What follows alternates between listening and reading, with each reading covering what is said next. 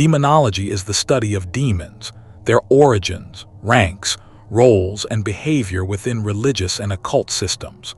Most demonological systems come from Christian theology, Jewish tradition, and later medieval writings.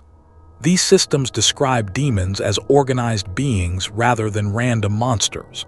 Order defines demonology more than chaos. Christian demonology begins with angels. Angels exist as created spiritual beings with intelligence, purpose, and hierarchy. Rebellion changed allegiance, not nature. Fallen angels kept awareness, memory, and structure. Demonology explains demons as corrupted versions of angelic roles. Service turned into domination. Guidance turned into deception. The fall forms the foundation of demon hierarchy. Early Christian thinkers believed rebellion followed leadership. Higher angels fell first, lower angels followed. This explains rank differences among demons. Some command, others serve.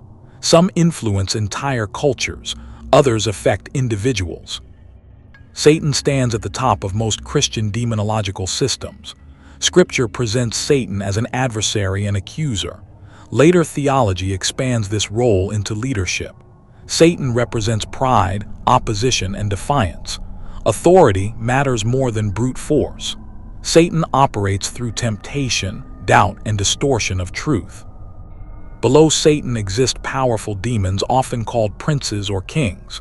These beings govern specific sins or behaviors.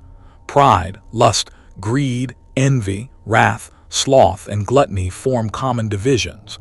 Each sin represents a breakdown of virtue.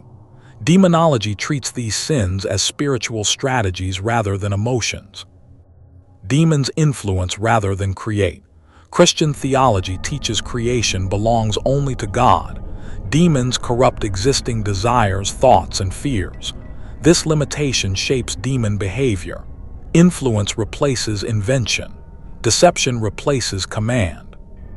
Possession exists within demonology, yet influence appears more common. Temptation works quietly. Repeated thoughts shape behavior.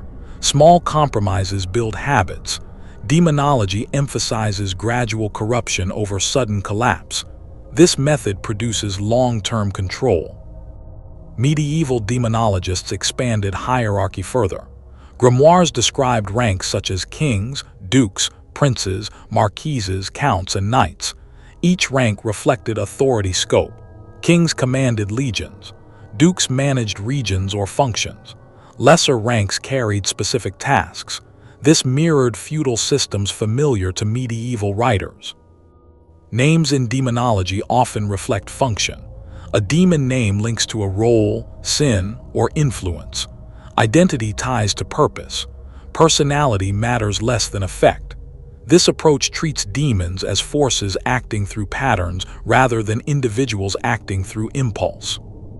Some demonological texts describe demons as teachers. Knowledge appears as a tool of corruption. Demons teach skills tied to power, control, or excess. This theme reinforces temptation through benefit. The offer appears useful. The cost appears later. Fear plays a role, though fear rarely leads strategy. Desire drives strategy. Demonology highlights weakness born from pride, insecurity, or longing. Demons exploit internal conflict rather than external threat. This keeps resistance low. Exorcism exists as a response within demonology. Authority confronts authority.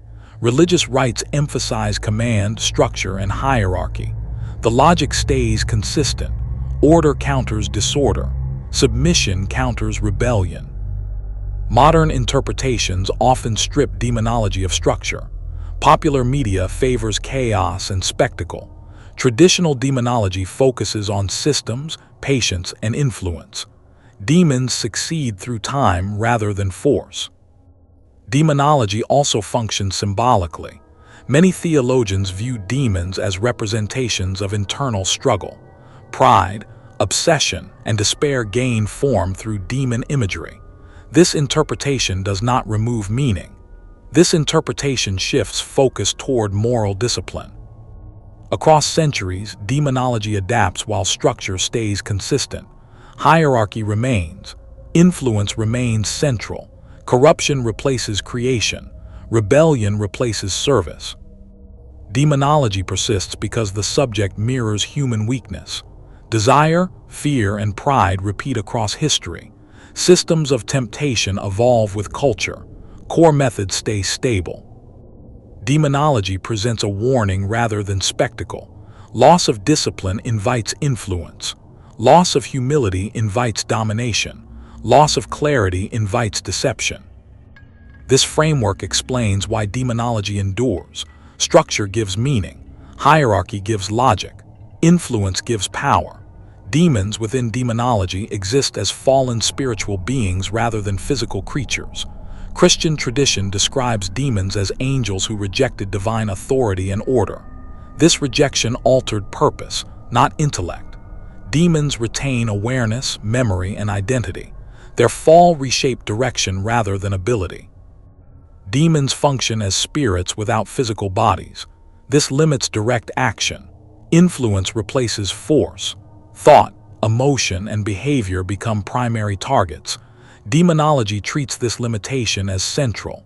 A demon seeks access through consent, weakness, or repetition.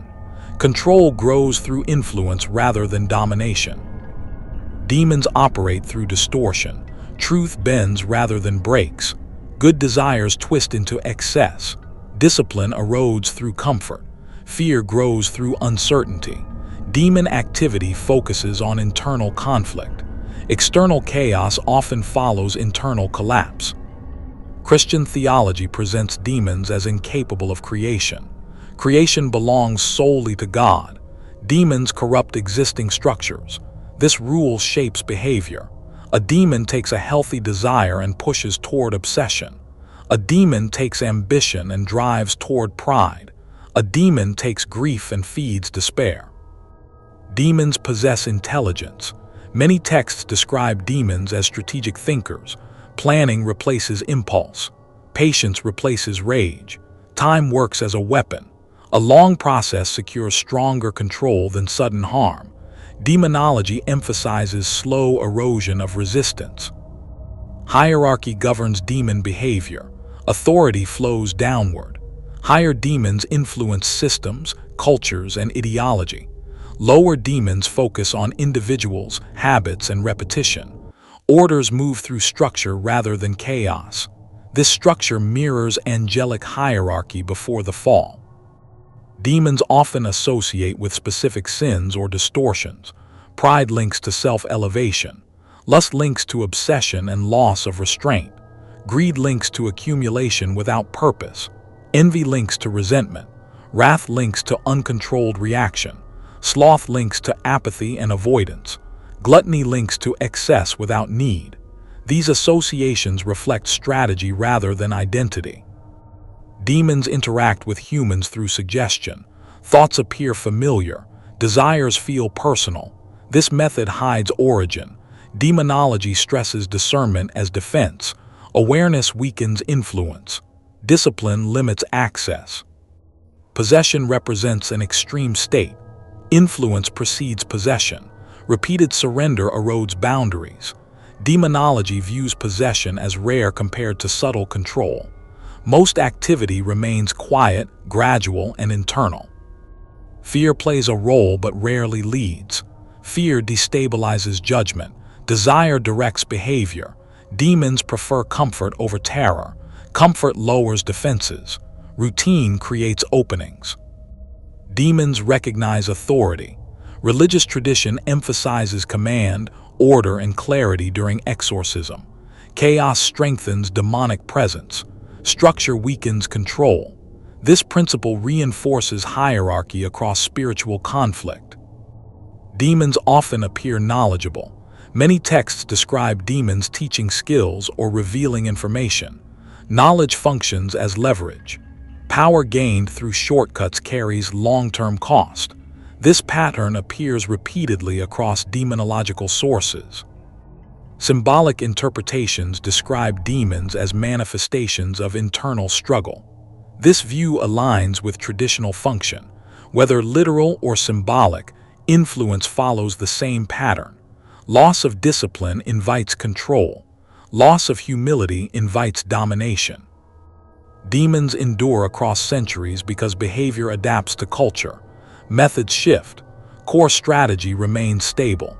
Influence, patience, and distortion define demonic action. Demonology portrays demons as adversaries of order rather than monsters of chaos.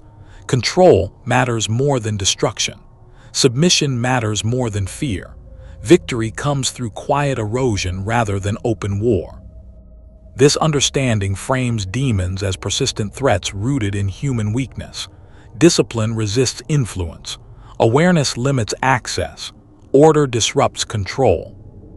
Demons succeed through permission. Resistance begins with refusal. If you enjoyed this video, then please consider subscribing. It is free and you can always unsubscribe later. A like on the video would also be nice. Thank you for watching.